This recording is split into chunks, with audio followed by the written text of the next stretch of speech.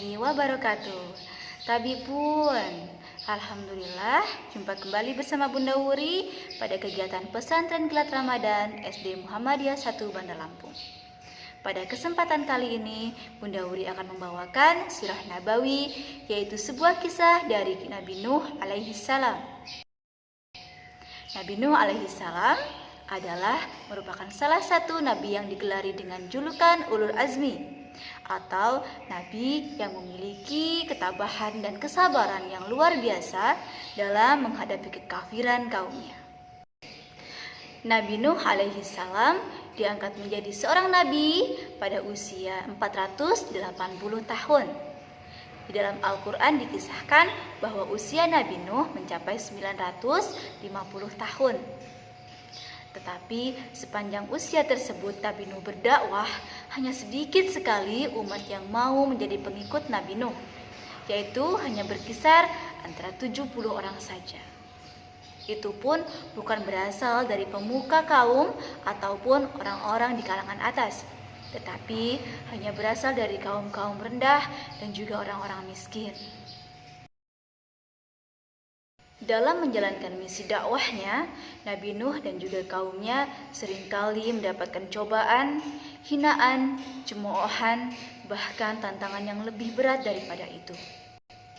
Nabi Nuh dan juga kaumnya yang sedikit seringkali mendapatkan hinaan oleh orang-orang kafir dan disebut sebagai orang-orang yang gila. Nabi Nuh berdoa pada suatu hari, "Ya Tuhanku, sesungguhnya aku telah menyeru kaumku malam dan siang, tapi hal itu hanya menjadikan mereka semakin lari dari kebenaran." Nabi Nuh pun memanjatkan doa kepada Allah yang Maha Kuasa. "Ya Allah, janganlah Engkau sisakan bahkan satu orang pun orang kafir di muka bumi ini." Allah Azza wa Jalla yang Maha Kuasa mengabulkan doa dari Nabi Nuh tersebut. Lalu Allah menurunkan sebuah wahyu yang memerintahkan Nabi Nuh dan kaumnya untuk membuat sebuah bahtera. Mendengar perintah itu, Nabi Nuh mengalami kebingungan. Bahtera? Bahkan Nabi Nuh belum pernah melihat sebuah bahtera.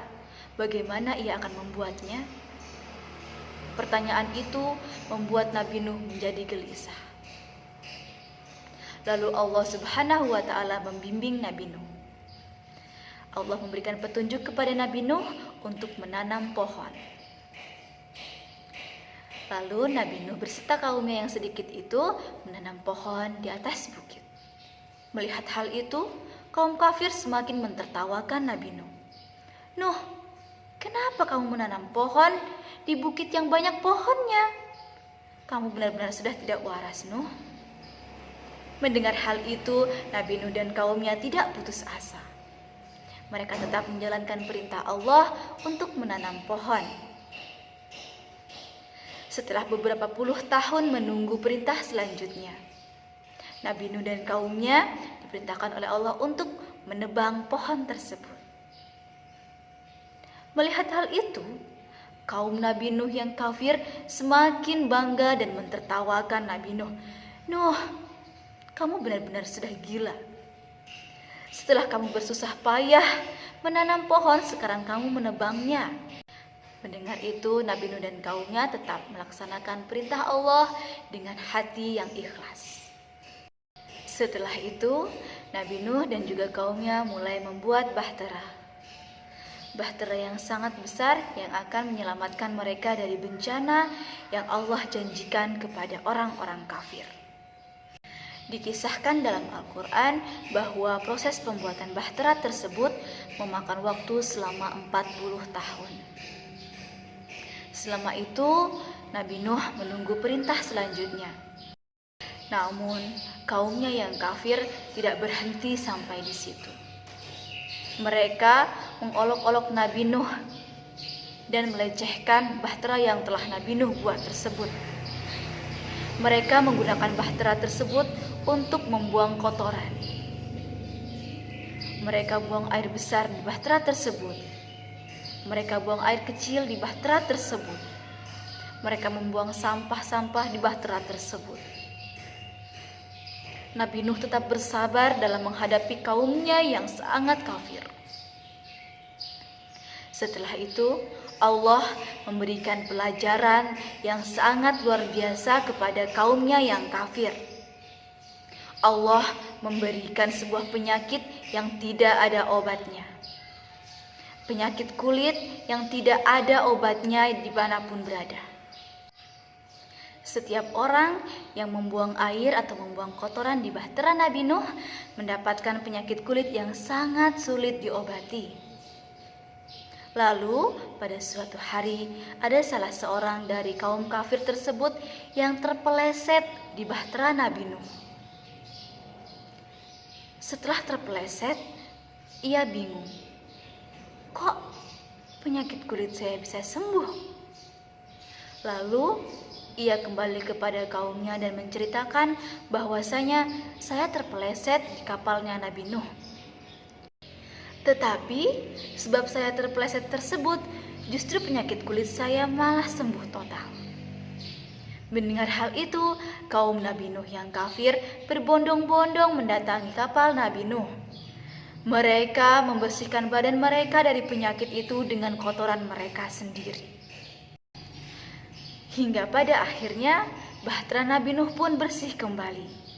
Sebab orang-orang kafir tersebut yang membersihkan kapal tersebut.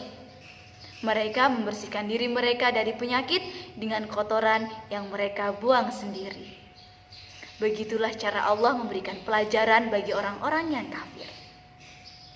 Setelah sekian lama Nabi Nuh menunggu petunjuk dari Allah Subhanahu wa taala, akhirnya Allah Subhanahu wa taala memberikan petunjuk bahwa nanti akan ada pancaran air di tempat yang biasa Nabi Nuh memasak.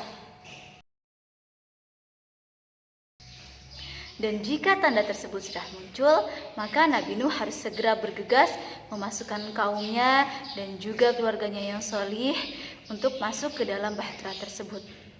Allah juga memerintahkan kepada Nabi Nuh untuk memasukkan hewan-hewan yang ada di muka bumi secara berpasangan, supaya nanti mereka semua tidak punah. Mendengar hal itu, Nabi Nuh segera berlari menghadapi kaumnya. Ayo, segera masuk ke dalam kapal. Nabi Nuh berlari mencari keluarganya. Ayo masuk ke dalam kapal, ayo masuk ke dalam kapal. Tetapi istri Nabi Nuh yang tidak mau mengikutinya, tidak mau masuk ke dalam kapal. Nabi Nuh memaksa, ayo segera masuk ke dalam kapal. Tetapi ia tetap kekeh dan tidak mau masuk ke dalam kapal. Begitu pula anaknya yang kafir. Allah menurunkan hujan yang sangat lebat yang belum pernah turun ke muka bumi. Air seperti ditumpahkan dengan derasnya. Lalu dari dalam bawah bumi, Allah memancarkan air yang sangat deras. Bahkan dari tapak kaki Nabi Nuh yang ia berlari ke sana kemari memancar pancaran air yang sangat deras, sehingga air dari bawah dan juga dari atas langit tumpah ruah. Para orang kafir berlari ke sana kemari mencari perlindungan. Mereka lari ke tempat yang tinggi, ke atas bukit dan juga gunung. Namun, tidak ada yang bisa menyelamatkan mereka. Dari atas kapal, Nabi Nuh berbicara kepada anaknya, ayo naik ke atas kapal. Nabi Nuh menangis karena anaknya tidak mau mengikutinya. Ayo Kanaan, naik ke atas kapal. Kamu tidak akan bisa selamat kecuali naik ke atas kapal sini. Namun anaknya tetap tidak mau mengikutinya. Air terus naik melampaui ketinggian manusia, pohon, bahkan pegunungan. Air menenggelamkan seluruh permukaan bumi sehingga bumi menjadi bola air. Tak ada satupun permukaan bumi yang tidak dibanjiri oleh air. Itulah tsunami terdahsyat yang pernah ada di muka bumi dan tidak akan terjadi lagi sampai hari kiamat nanti. Begitulah Allah menenggelamkan dan memberikan balasan kepada orang-orang kafir yang tidak mau mengikuti risalah dari nabinya. Demikian kisah dari Nabi Nuh alaihi salam. Semoga kita semua dapat mengambil ibrah atau pelajaran dari kisah Nabi Nuh tersebut, sehingga meningkatkan iman dan takwa kita terhadap Allah Subhanahu wa Ta'ala. Amin ya Rabbal 'Alamin. Sekian kisah dari Nabi Nuh yang Bunda Wuri bacakan. Kita akan jumpa kembali pada lain kesempatan. Bunda Wuri akhiri, nun wal qalami wa mayasturun, fastabiqul khairat. Wassalamualaikum warahmatullahi wabarakatuh.